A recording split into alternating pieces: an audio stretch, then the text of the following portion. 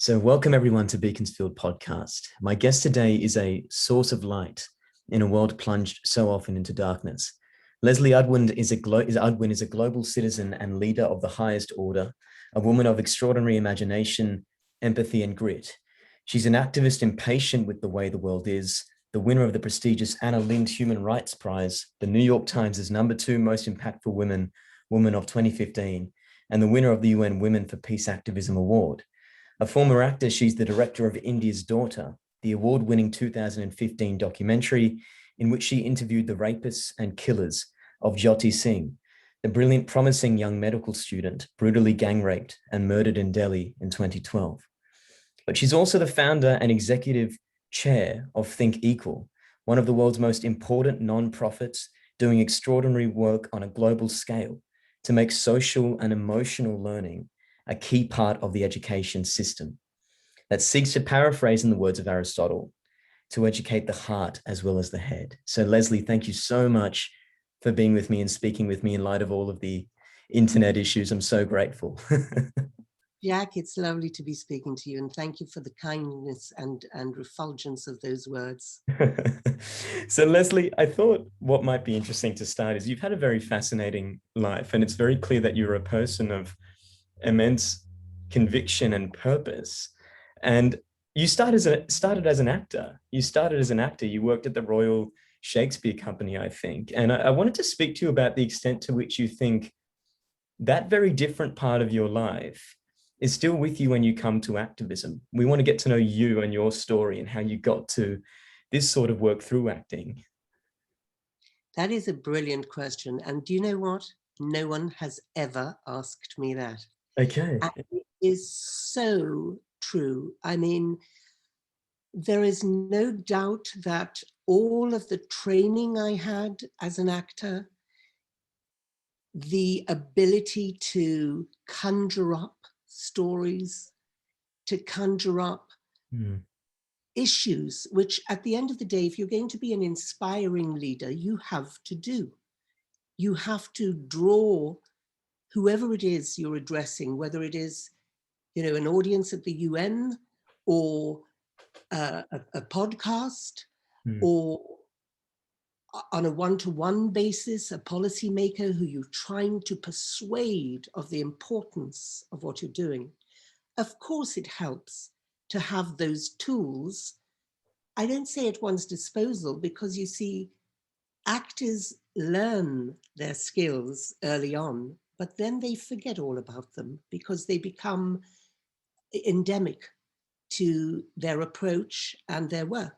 And so we have this for gratis, as it were, because we've spent some time developing those skills, and then they're ours. But I think the most important thing about the correlation between me as an actor in the past and the work that I do now is empathy, which is one of the main competencies and skills that we teach our children. Can you teach empathy? Yes, of course you can, as long as you do it in a particular way, as long as you do it experientially.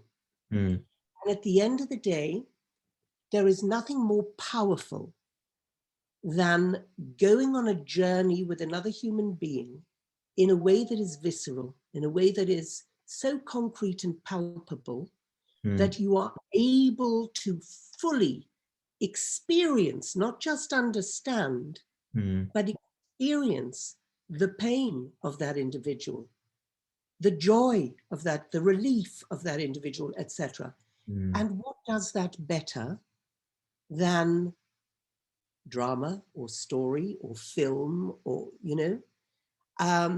film or theater? I mean, imagine the process you're going through is you're sitting in a darkened room with a focus on a group of individuals who are going through a parallel journey in life as the one that every other human being on earth goes through, in a different form with a different set of circumstances.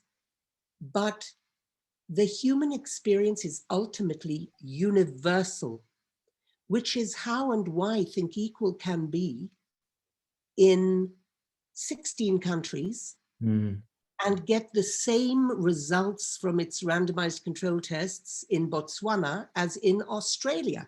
Yeah. And this is, you know, without having to adapt a program too much. We do adapt to a small degree where it is necessary for the learning to adapt.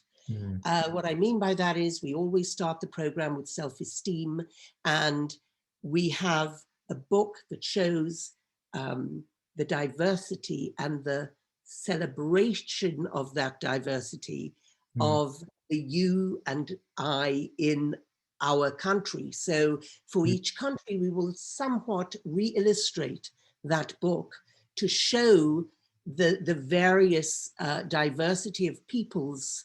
The book is called Me, Myself and I, and it's the different me, myself and I's in this particular country.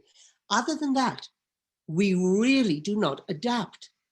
And the reason is that if we adapted our work, we would actually be echoing the stereotypes of that culture. And that is particularly what we want to try and break.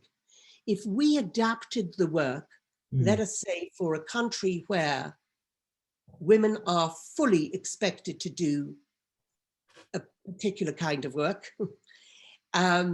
child rearing, providing the food for the family, etc. Yeah. That would be a cultural adaptation, wouldn't it? But it would be absolutely running against the work we are trying to achieve, which is to break those stereotypes. And to come back to how I started this, what appears to be a diversion, but it's not, is that the human experience is universal at the end of the day. Now, of course, you look at people who have undergone abuse, extreme poverty.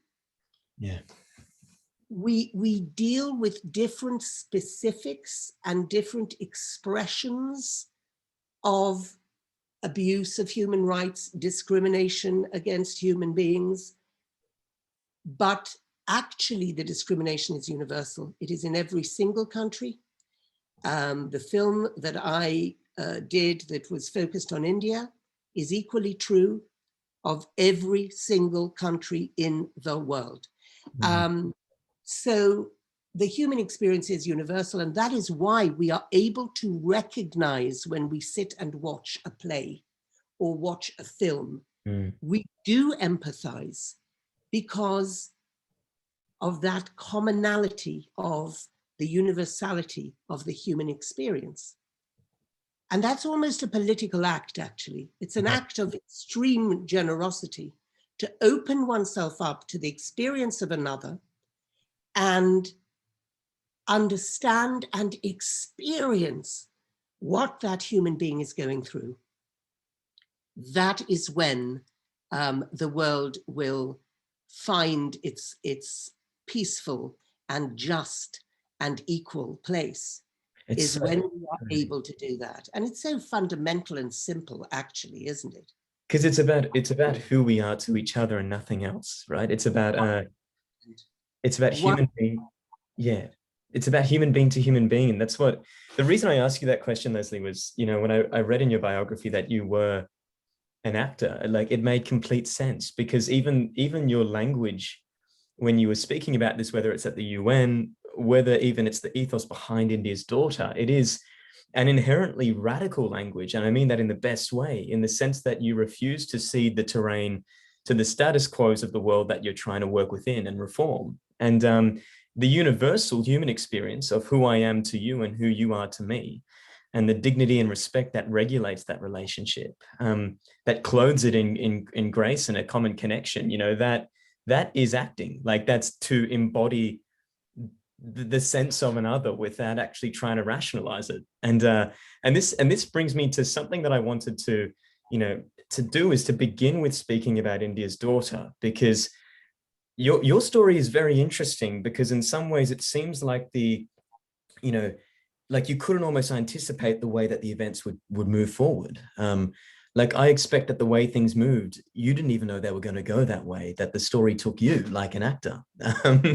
And so maybe do you want to start, Leslie, with what happened in 2012 in Delhi, and then what happened with you actually becoming a part of that very serious story and the film that arose out of that. Yes, but before I do, I just want to say, Jack, you're so insightful, and honestly, the way you've just described, much of what you've just said, I could not have expressed better myself. So I want to thank you for that. I want to acknowledge that. Thank you. Well, in 2012, December the 16th, a young girl called Jyoti Singh, a young medical student, actually a physiotherapy student, but generically known as a medical student on that bus. She went to see a film, Life of Pi, at a mall with her male friend. And the film started at 6:30, came out at 20 to 9. The reason I'm mentioning this is it is significant in the story. By 20 to 9, it was dark. And she and her friend tried to hail a taxi. He was accompanying her home, of course, to ensure her safety. And a bus stopped and asked where they were going. And then the bus pretended, as it were, to be going that way, took them on board. And as they rode on the highways towards the girl's home, they overwhelmed the boy and they gang raped her for about 45 minutes as this bus went round and round the highways. At the end of this horrific ordeal, her intestines were hanging out of her body. And they threw her on the side of the road like a piece of rubbish to die. They threw her boyfriend out as well. He sustained a leg break as an injury. She survived for 13 days, miraculously. The doctors actually said, we didn't know which parts to join. That's the state that they had left this girl in. And some extraordinary protests erupted in India. To me, the most admirable, beautiful sights I'd ever seen in my life. And they really just grabbed my heart. I fell in love with those protesters. They were facing extreme crackdown from government. Governments always crack down when they see people in large numbers in the streets. They fear that could turn into civil unrest of a serious nature. What they should be fearing is their policies that lead people to come out on the streets with so much passion. Yeah. But of course, they're not that enlightened, sadly, for the most part. So people came out onto the streets, men and women. And I basically thought, having been raped myself at the age of 18, this became sort of personal for me. Personal in the sense that I looked at these people on the streets in their hundreds of thousands, in their millions it grew into, and it went on and on for over a month. And this was extraordinary. We've seen some admirable and courageous protests in our time, right? But we've never seen protests like this that have gone on so relentlessly with so much passion and courage. And I felt they were out there demanding justice for me too. And I thought, I've never seen a country in the world other than India stand up with so much courage and beauty in this way. Therefore, I must join them in some way. Now, I had 2 young children at home and a husband and a family that I owed an allegiance to. So could I go and join the protests? No. not very likely, but in any event, now I know that protests don't do it. No MeToo movement will ever do it. No protest will ever do it. What we need is actual programmatic tools and action. So how did I reach that conclusion? By deciding that the way I could support the protests was to make a film. I was, after all, a filmmaker at that point. I'd ceased being an actress. I'd become a producer, made a few films, and then actually decided I'm going out there to make a film that will amplify the voices of these protesters and be a campaigning film. I was naive in those days, I now say. But basically, I got to India, having started my research for about 3 months back at home then in Copenhagen. And I got to India and I thought, what the hell am I really doing? Amplifying the voices of the protesters. What does that mean? It's a bunch of jargon. It's vapid, it's hollow, it's meaningless. What is this film really going to achieve? More awareness? Really? Do we really need more awareness? Are we not aware enough of this, ubiquitous and relentless problem? And I decided that unless I could sit in front of the men who pulled her intestines out of her body, look them in the eyes and interview them and find out who they are and what enabled them as human beings to do this to another human being. Until and unless I could do that, I thought I would pack up and go home. There was simply no point in making another campaigning film. Yeah. And I did manage to persuade the Director General of Tihar Jail, where the men were incarcerated. And I was given permission to interview them after the trial. So I had to wait until they were convicted. Right. Couldn't interview them as under trials. And also I needed their permission.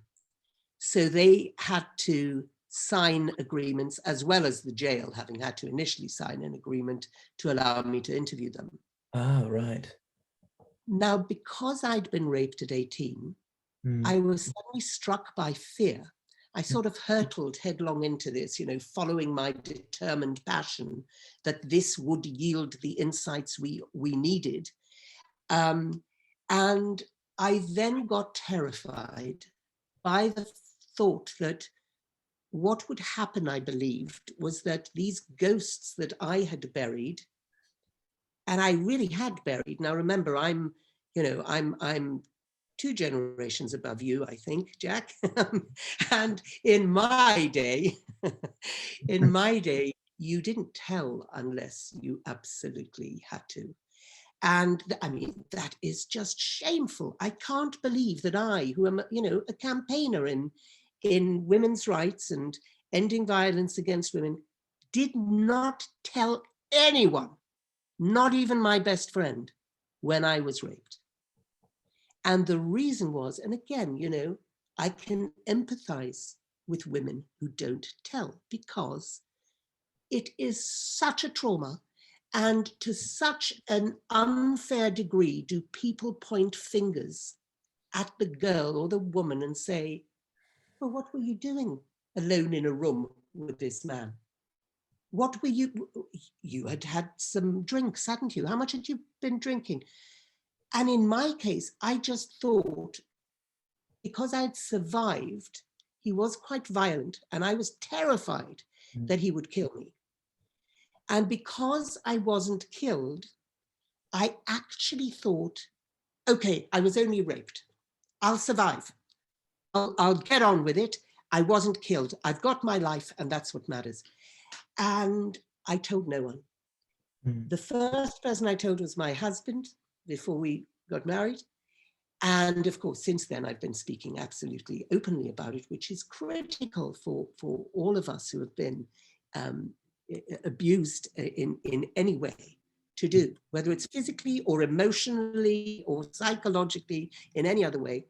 But my fear, Jack, was that these ghosts would rise unbidden as I was sitting opposite these violent, brutal rapists, and that I would actually physically assault one of them. That was a very real fear for me. So I asked the Director General of the prison and explained why, and asked, could I please practice on other rapists who I don't need for the film, so that if I do lose my control and attack one of them, firstly, I want you to promise me that you won't arrest me for doing that.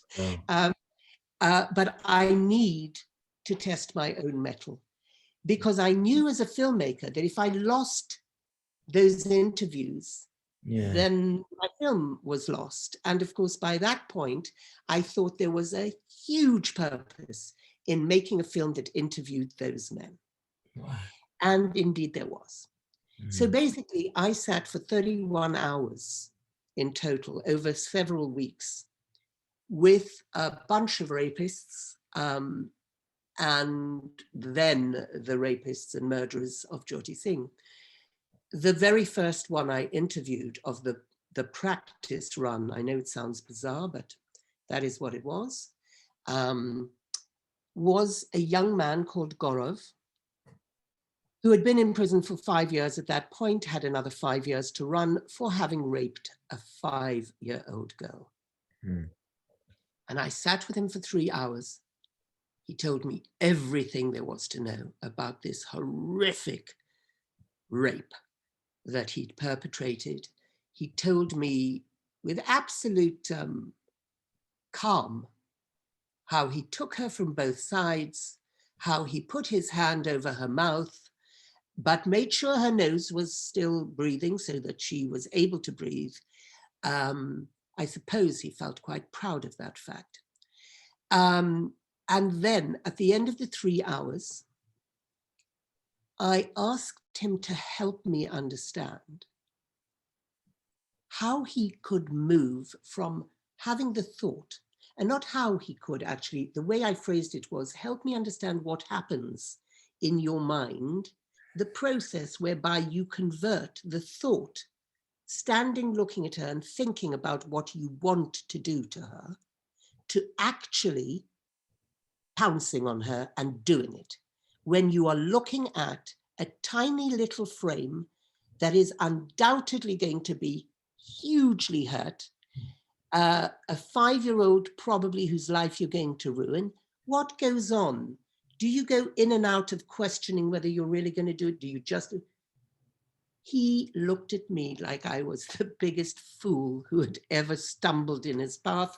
And he said, word for word, he said, she was a beggar girl. Her life was of no value. Her life was of no value. And he believed. Now, at that moment, I think, the vista opened up for me from focusing merely on a gender-based perspective to what feminists now call intersectionality. That girl had a double whammy. She was not only a girl and therefore of lesser value, and her feelings hurt, life destroyed, etc., was of less value than his needs and entitlement in that moment. But she was a beggar. She was of a low caste. And, you know, in India, caste is a horrendous discrimination that it is unbelievable that in this century still exists without the world saying boo to India. And of course they don't, because it's an emerging market and all they care about is money. That's all they care about, not human life. Yeah. You know, so in South Africa, that same disgusting and despicable apartheid was dismantled due to international pressure. Why is the same not happening with this despicable caste system, which is apartheid? only based on an accident of birth as opposed to the color of the skin. Anyway, I diverge, but actually it's important to say it's not actually diverting from the subject, because the mere fact that her caste played a role here led me to understand that discrimination, the discriminatory mindset, is the disease we're dealing with here. It's not the actual violence or abuse. We focus so much on the outcome, but the violence is the symptom of the disease, I would say, and of course the outcome of it. But it is not the disease itself. Right. The disease is the discriminatory mindset. Yeah. And that discriminatory mindset operates on any basis: religion, race, caste, class, economic background, gender. Yeah. One could go on, but it's very important, therefore, to understand that when I got to Think Equal, and the understanding that this was the solution, the only way we can move forward with all of these discriminations and abuses, is to change the mindset. Nothing else will do. Nothing will do. We are fooling ourselves if we think that we're tackling this problem by creating more shelters for domestic violence victims. We're normalizing the situation in doing that. Now, of course, we have to do that. Of course, we have to protect and take care of the victims and survivors of violence. But we cannot for a second allow ourselves to fool ourselves into thinking that that is any kind of solution. It's not a solution. It's a plaster on a wound, and it's a plaster that actually doesn't stick. So we really need to rethink how we are tackling this. We have to tackle the root cause, and we have to do so at an age in the human being's formation where mindset can be formed pro-socially. Right. So that's, you know, in a nutshell, how the film, I mean, there's also, you know, how did I focus in on education as being the solution? Yeah. But maybe I've said enough about that transition from film to understanding what the solution to that problem that the film laid bare was. Happy to talk more about, you know, how did I, for example, focus on education as the solution, but a very particular kind of education. Of course, when I say education, I do not mean the broken system, not fit for purpose, that we are giving our children in order to move them into the labor market and give them ways of earning money. That's not education in its true sense, and that's not all that education should be. Can I just first acknowledge the immense courage of you doing that? I mean, it is the most serious act to play, because it seems to me that what happened was that you went into that situation knowing that it would be extremely confronting, because the universal would emerge out of it, but it would be extremely personal for you. And it seems to me that the kind of radical reform that we're all trying to effect in our small ways on this major, major issue, you know, that can't be brought about unless that courage is driving it, unless we do engage and understand the mentality, the attitudes that propagate this. And it's in that deep, dark place that we don't want to go, like to speak to one of these people who has done that, especially when you have come from an experience like that. I mean, it demands enormous courage. And it just, you know, thinking about, I've been reflecting all day on what you've been doing with Think Equal and this documentary, and it all comes out of that courage. So you're truly an extraordinary person. That's the really kind of you to say so. I mean, honestly, I really mean this now. I'm not being sort of falsely humble or anything. I really mean this.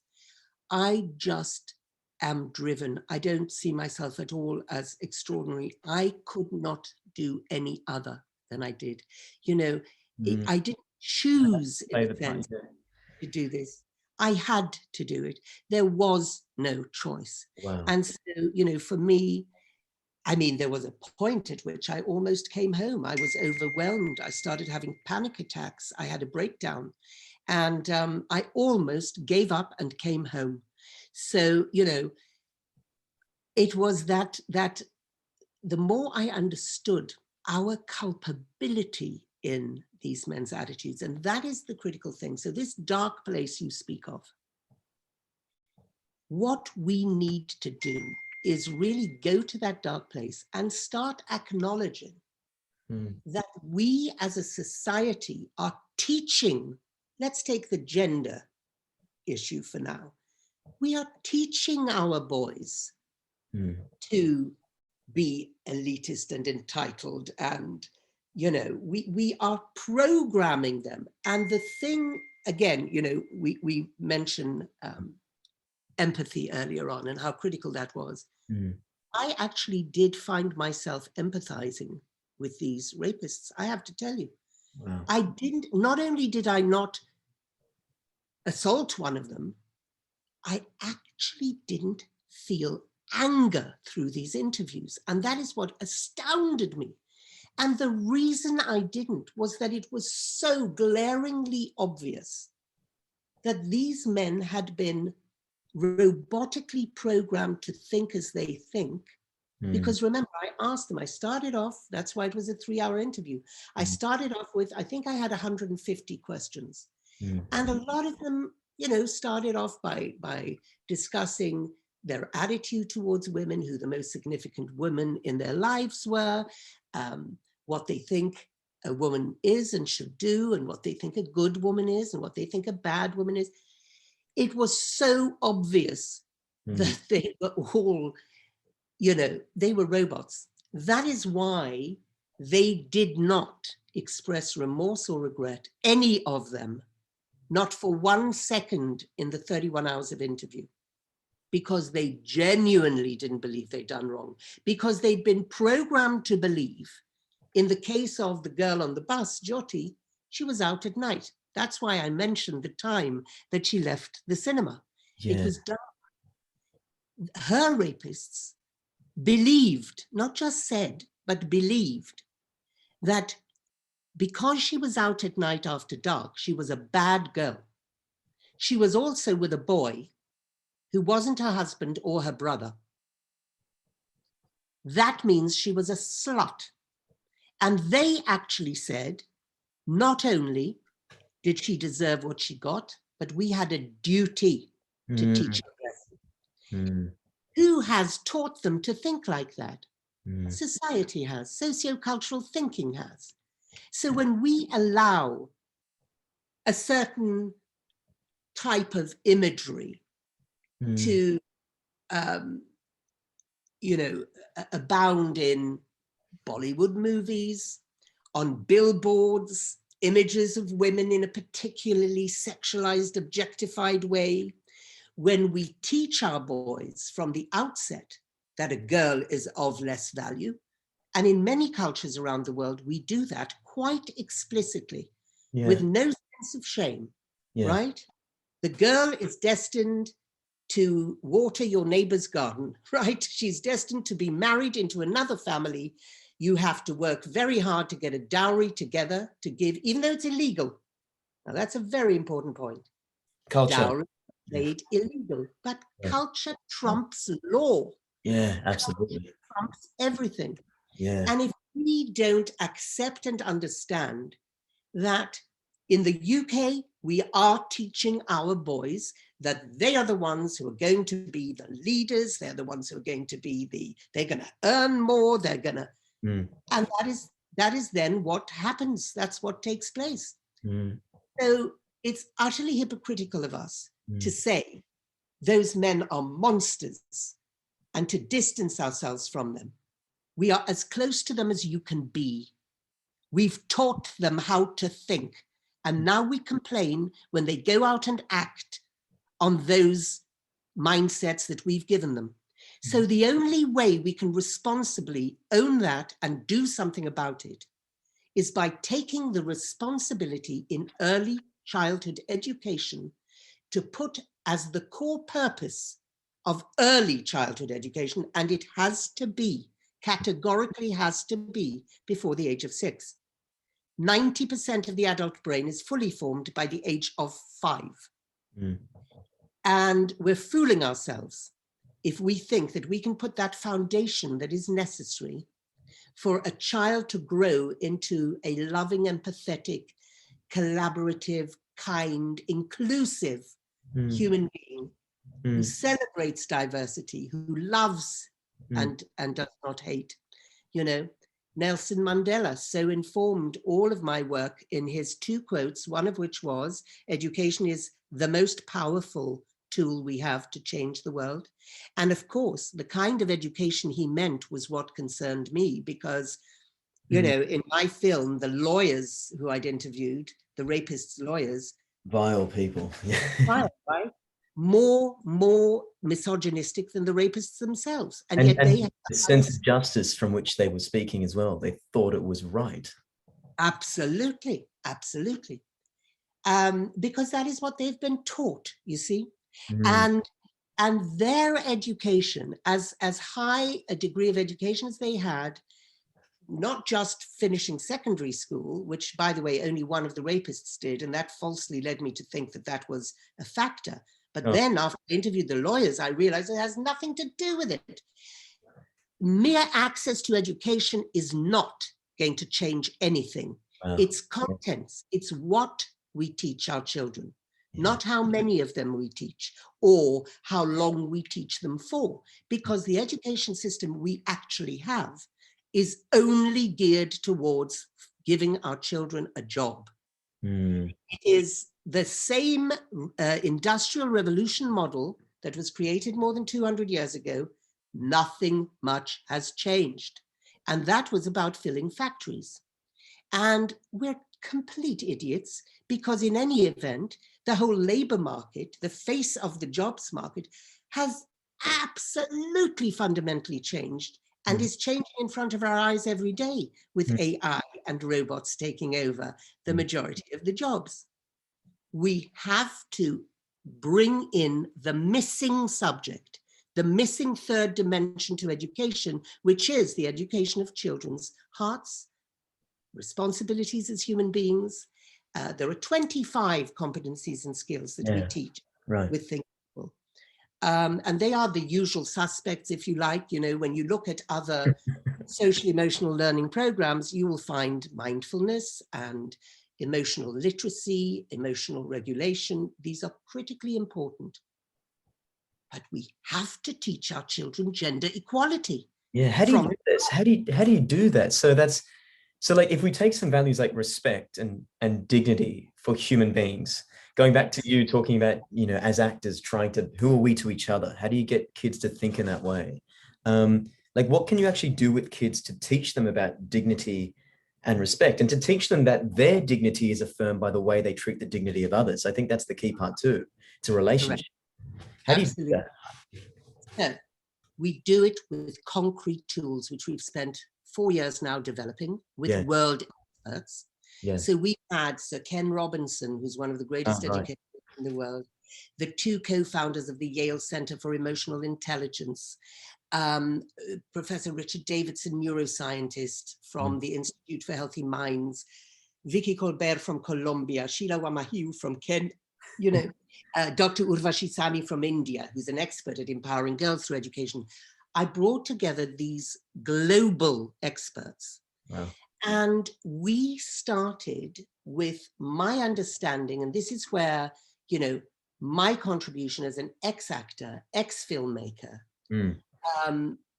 really did bear fruit here, because knowing what I know about empathy and how you can experience empathy, knowing how neuropathways are formed in the developing brain, because I had researched it and worked at that, you can only form a neuropathway when it is experienced and repeated and practiced. If it's not repeated, pairing takes place in the brain, P-A-R-I-N-G, and those synapses and fall away, and your neuropathway is not formed.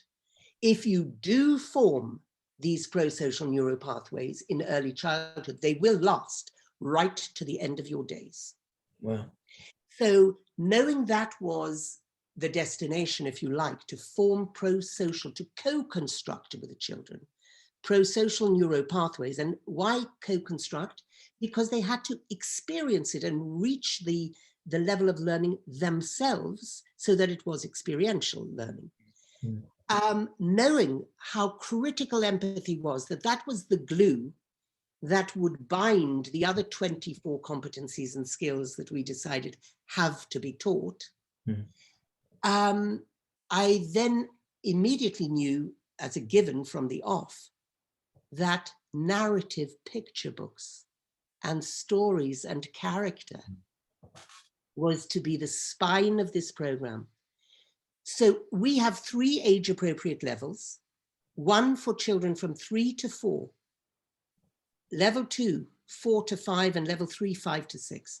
Right. Each one of those levels is 30 weeks. Wow. Okay. As serious and long as the academic year. How can we possibly say, and have any dignity in saying so, that it is compulsory for our children to learn numeracy and literacy, but it's optional for them to learn how to value another human being? It's just laughable. It's pathetic, you know. Yeah. So it must have the same gravitas and space. And repetition. Repetition is critical. So we have 3 lessons a week.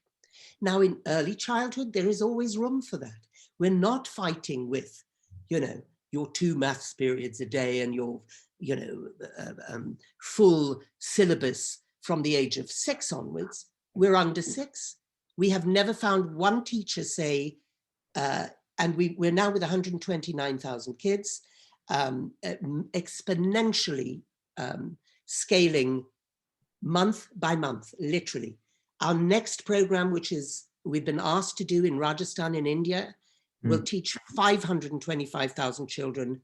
Wow. in this 1 year, as long as we can raise the funding. That's the only thing keeping us from starting it. And so books are the spine, and we have a book a week. Now, remember, some of these kids won't read more than a book in a year if they're lucky enough to come across a book. So suddenly they have every week a book with a thrilling story from some other part of the world that is teaching them, and every book has got the diversity and beauty of races and, you know, forms of religious dress and how human beings express their identity in these diverse and magnificent ways, and we celebrate that from day one. And these 3 lessons a week reflect on the theme and themes of that particular book. So if we are dealing with a book in which we're looking at occupations and what different people do to be helpful and to be good within society and to, you know, help others, well, we now have a lesson which looks at various occupations in the world, and we play games with cards where we match the girl astronaut to the boy astronaut and the girl scientist to the boy scientist. And from the beginning, they understand there are no barriers. There's no such thing. We have a book called Mum Loves Me, Dad Loves Me. And in that book, we have parenting cards, and the book itself shows, it's a book that starts from each end. So the mother section starts up to the middle of the book from the front cover, and the father section starts from the back cover to the middle. And they then move towards each other, yeah. Yeah. But in each section, the father is taking care of the baby, feeding the baby, changing the baby's nappies, tidying the child's room as the child grows, reading a book with the child, etc. And the mother is doing the same. So that there is no question of division of labor in terms of loving and rearing children that fathers and mothers do this equally. We have books about boys who feel sad but don't feel able to cry. And we work through how critically important it is. There's one book called Faisal is Not Himself, you know. Oh. 3-year-olds Yeah. understanding that it is critically important, all emotions are okay, and it's critically important to express them. This holds true whether you're a boy child or a girl child. And in fact, in the book Faisal is Not Himself, it's the father who gives the boy the advice to say, you must cry, my son. You must. We have to express our feelings. It's healthy, it's important. And then, of course, we teach them how to regulate big emotions and what to do when they feel angry. How to, you know, how to stay greed or impulse, or we teach them this. They need these tools. I mean, suicide is the #1 disease. It's the #1 killer of young men under the age of 40 in the UK. And it's getting increasingly the same in the rest of the world. Boys are starting life at a huge disadvantage. And when we teach gender equality, we're teaching our boys also to not be hidebound and suffocated by this terrible toxic stereotype we put on our boys. Man up, don't cry like a girl, right? We have to take care of both of them, of all of our children. And it works, Jacob. It is mind-blowing how this works miraculously. And do you, Leslie, do you find that the kids, once they go on, they notice that the way that they view the world in this kind of moral, human sense is out of step with the way that the world that they go back to is in? Do they recognize that difference? Well, no, we don't have reports from teachers about them talking about, but my mummy doesn't or my daddy doesn't, but they must come across that. They must. Wow. It cannot, don't, right? It's a very interesting question, because when we get to a point where we have time to investigate that, it will be wonderful to start, you know, incorporating some study of families and particular children, and to delve into that a little bit. We are definitely engaging parents now, which we— Tell me about that, because that was my next question, because the question was, is there a way to, like, even in Australia, where we're going through this recently highlighted crisis of sexual violence in our schools, a lot of the debate has been around how do we bring parents with us on this?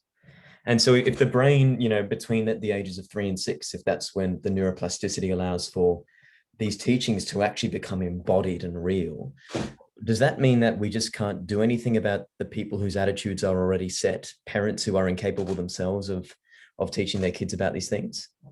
Brilliant question, Jack. And I'm always honest, right? So I'm going to be honest here and say, I believe we can ameliorate and improve parents' attitudes, but I do not believe for a second that we can really change them. I think to change the attitudes once they are entrenched, which is after the age of 6, to change those attitudes, we need to employ therapists. Right. Which is and we're not even bothered at this stage to spend a pittance. Do you know how much Think Equal costs? We're a charity. It's direct cost. It's a joke what this costs. Ends up being $2 per child, not per year, Jack, not per week or per day, for the rest of their lives. Wow. That's it. It's a joke. So every classroom could have this program. There's almost no classroom that can't afford this program. And I think it is almost criminal neglect that we're not rushing to put this program. It's ready, it's there. We don't have to develop it. We've spent 4 years developing it. Now, you know, I pray that there will be other iterations of this program that are as comprehensive, because I think what's unique about Think Equal is the number of competencies and skills. You know, We teach, as I say, those competencies that no one else is actually yet teaching. Gender equality, environmental stewardship, peaceful conflict resolution. You know, these are all subjects within themselves that are critically important to teach. Self-esteem is so critically important, you know. So, and when you look at, you know, the OECD has finally woken up and decided that 21st century skills, hilarious. We didn't ever need them in any other century, by the way. 21st century skills, right? Yeah. Anyway, their 21st century skills, at last, they have, you know, done work on what these should be, etc. They have come up with a list of 16, which is wonderful. It's the longest list other than Think Equals I've ever seen. But of course, much of it is geared towards, you know, collaboration, communication, problem solving, critical thinking, things that are still very much associated with work. The ones they leave out are the gender equalities and the inclusion and which are skills, right? That's that you do these things. Absolutely. Absolutely. And you learn to value them. You learn to create, you know, these neuro pathways that tell you that every human being is of equal value. Ubuntu is a beautiful African philosophy, and that was the very first, you know, when we came to labeling what are our influences, what, who, and what. Obviously, you know, Freire and Vygotsky and Montessori and Gardner. But at the very beginning, when I sat with my education director and said, what is going to be our underlying philosophy, our real purposeful pedagogy or philosophy? And we decided it was Ubuntu, which is, and it's no coincidence that actually Ubuntu is African and so was Mandela. Ubuntu is, you are the other me, I am the other you, and we can only be human together. And that ultimately is, and it's also why we call ourselves Think Equal, because if you do think equal, if you ascribe equal value to each and every human being, then you cannot rape, you cannot murder, you cannot bully, etc. It's not who you are. Your values are different, and they're so real. Yeah. And Nelson Mandela, the other quote, you know, when I was searching for what did he mean by education, because he sure as hell did not mean this system that we are, you know, foisting on our children. And I came across it, and it was just luminously blinding. People, I think, know of it now because Obama popularized it. He used it at the funeral of a very eminent human rights, civil rights activist who sadly died. And he said, no child is born hating another human being because of the color of his skin, his religion, or any other factor. A child has to be taught to hate. If he can be taught to hate, he can be taught to love. Which is absolutely true. So that essentially is what Think Equal does. It teaches our children to love. It does it in a way that is replicable. It's actually prescriptive, so that those teachers who are not highly trained or highly brilliant, or might be lazy, or might be overstressed and don't have time, whatever the reason, around the world, we don't yet have brilliantly trained early years teachers. Why? Because we haven't valued the early years. The most critical window of opportunity we have to actually change a human being for the better, we have treated as babysitting periods of one's life, right? The time where you just take care of my kids while I go out and earn a crust, right? Make sure they play and are happy, full stop. Excuse me? That's when they are forming their very identity, which will then stay for the rest of their lives. Plow all of your resources into ensuring that you're going to nurture and develop those children well. So we have made the program prescriptive in our lesson plans. So I said there are 3 lesson plans spinning off every book we have. So every week, 3 lessons. And those lesson plans are absolutely prescriptive, step by step. And it's mostly ask the children this. Discuss this question with your children, because it's about co-construction. It's not about seeing the child as a passive recipient of some knowledge. I mean, looking at empathy again, no point in wagging your finger at a child and saying, put yourself in that person's shoes. Think about how that person is feeling. Meaningless. Right. Meaningless. Because it's a theoretical piece of nonsense, right? It comes and goes, it's gone. But feel what that person is feeling through this story, through these characters. Empathize actively, actually, experientially with that human being. And now we're talking. Now we have a neuro pathway that's begun to form. And if we keep doing this through that, even if it's only a year that they're doing this program, the empathetic neuro pathways will form and remain for the rest of their lives. Well, Leslee, you know, I'm conscious that we're coming up to time, but I don't think you are an actor turned activist. I think you're both an actor and an activist, because it's the same job.